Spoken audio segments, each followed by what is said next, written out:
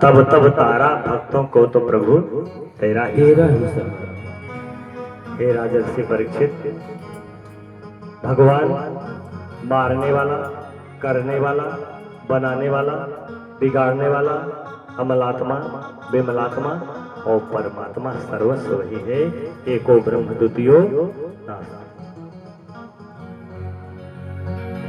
अब राजा मुचकुंद भगवान की परिक्रमा करके, भगवान से आशीर्वाद लेकर के गंधमादन पर्वत पर चले गए और वहां तपस्या करने लगे। तब तक जरासंध 23 अक्षौड़ी सेना लेकर के वहां आक्रमण कर दिया। जरासंध कंस का परम भाई, दुष्टों के दुष्ट रिश्तेदार होते हैं और संगी में वैसे होते हैं। कृष्ण को मारने के लिए 23 अक्षौड़ी सेना लेकर के चल दिया। उसने अपने कारागार में कितने बंदी बनाए थे? जरासंध अपने कारागार में कितने कन्याओं को बंदी बनाया था? कितने लोग जानते हैं? बताइए। नहीं पता? टीवी बेकार, 20-20 हजार की मोबाइल बेकार। क्या देखते हैं उसमें? कार्टून। हाँ देखियो, ये मोबाइल का सही प्रयोग सही जगह निकला, बाकी सब लोग कार्टून देखने में पड़े।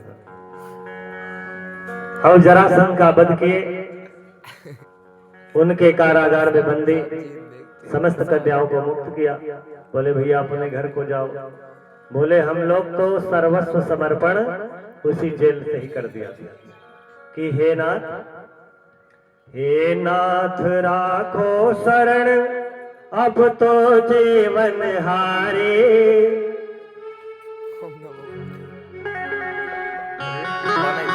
दुख हरो द्वारिका नाथ शरण में तेरी।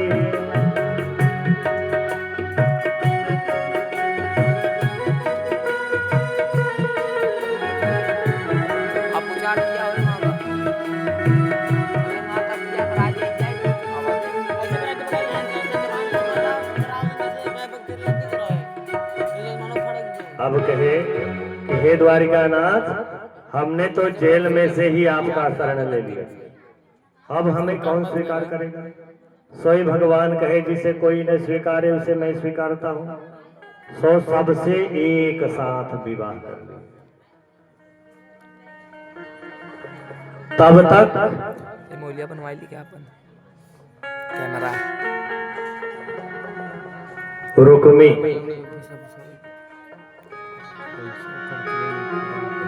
जो था वो रुक्मिणी का भाई,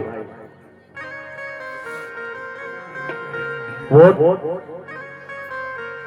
बाकिर भाई और पिता चाहे कि कृष्ण बड़ा परम तेजस्वी, प्रतापी, सर्वगुण संपन्न है, उसी से हम लोग विवाह कर। भाई धन पर मत जाइए, खानदान अच्छा हो, परिवार हो। अब बहुत बड़े आदमी की पहुंच जाए, शादी विवाह कर दो और पति 350 वाली सीसी लेकर के संघा गिर रहा है सड़क पर, तो ऐसे परिवार से क्या कहें कि परो भलो बास नरक कहता दुष्ट संग जने देहो विधाता। परो भलो बास नरक कहता दुष्ट संग जने देहो विधाता। परो भलो बास नरक कहता दुष्ट संग जने देहो विधाता। तो नरक का वास अच्छा है, लेकिन दुष्टों के सानिध्य में रहना यह परम कुटिलता है। सोई कन्याओं का भगवान वर्ण किए। और जरा अब ये क्या है? रुक्मिणी का भाई रुक्मी शिशुपाल से शादी तय करे। अमानत बरक्षा सब हो गया, बारात का डेट पड़ गया और एक ब्राह्मण भिक्षा मांगते मांगते पहुंच गए, रानी अटारी पर से रो रही है।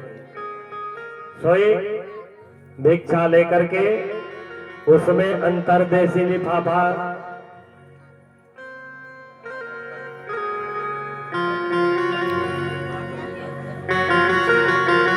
उसी सीधा में कर करके और ले जाकर के ब्राह्मण के झोली में डाल दिया। तो लिफाफा जो रहता है तो अंदर है। तो हे राजर्षि परीक्षित, अभी लिफाफा खोलना मत, अभी पात्रता पूर्ण नहीं हुई। लिफाफा में पहले देख लो कि दर पता सही है कि नहीं, तब खोलना। तो लिफाफा पे क्या लिखा था? द्वारिकाधीश शिरोमणि श्री कृष्ण के नाम चिट्ठी। सोई चिट्ठी कन्हैया को मिली। कन्हैया जब चिट्ठी लेकर के पढ़े तो समझ गए, लिखी अगर नहीं आए तो प्राण दे दूंगी। और वह हत्या प्रायश्चित उसके भागी आप लोग हो। देखिए आज कथा में कुछ समय लग सकता है, उसके लिए आप लोग धैर्य धारण करें। अब चिट्ठी जब पाए और यहाँ लेकर के आए और कन्हैया तुरंत रथ तैयार करके चढ़ाई कर दिए। और चिट्ठी में लिखा क्या था कि मैं मंदिर में आऊंगी, इतने बजे आऊंगी, सब दर पता टेलीफोन पर जैसे बात होती है उस चिट्ठी में पूरा लिख गया। अब कन्हैया सोचे चिट्ठी में लिखा है नहीं जाऊंगा तो हमारे पर से विश्वास उठ जाएगा, सब गड़बड़ हो जाएगा। और कन्हैया वहां पहुंच गए और रुक्मिणी जी का हरण करके उठा लाए।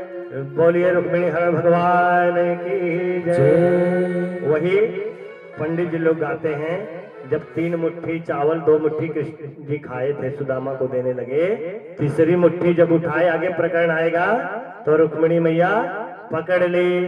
तो कह रहे हैं भगवान कि विप्र प्रसादात् धरणी धरो, विप्र प्रसादात् कमला धरो, विप्र प्रसादात् अजेता जितो, विप्र प्रसादात् मम नाम नाम आपधनन्त्वा सहस्रभानव समेहितार्था प्रणकामधेनव।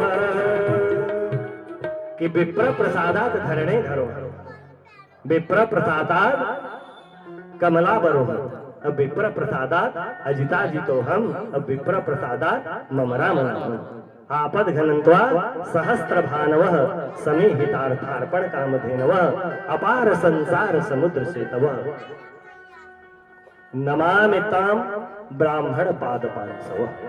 हे देवी, अब राजा परीक्षित को सुखदेव जी महाराज बता रहे हैं, ये जो रुक्मिणी जी हैं जो दान देने के समय रोकी थी, सही भगवान ने बता दिया दान देने के लिए रोक रहे हो, पूरा इनके विषय में ठीक ठीक नहीं जाना। कौन है? अरे जब तुम्हारा विवाह, अभी तो कन्हैया का ब्याह नहीं हुआ, लेकिन ये चरित्र श्रवण करा रहे हैं किसको? राजर्षि परीक्षित को सुखदेव महाराज जी बता रहे हैं कि यही ब्राह्मण को झोले में आपने चिट्ठी लिखी थी और यही हमें पहुंचाया। तो जो हमारे आपके मिलन को, विवाह को सार्थक साकार करा दे, देवी अब बताओ उसके लिए 2 लोक तो क्या करोड़ों लोक दान कर दिए जाए तो भी कम है कि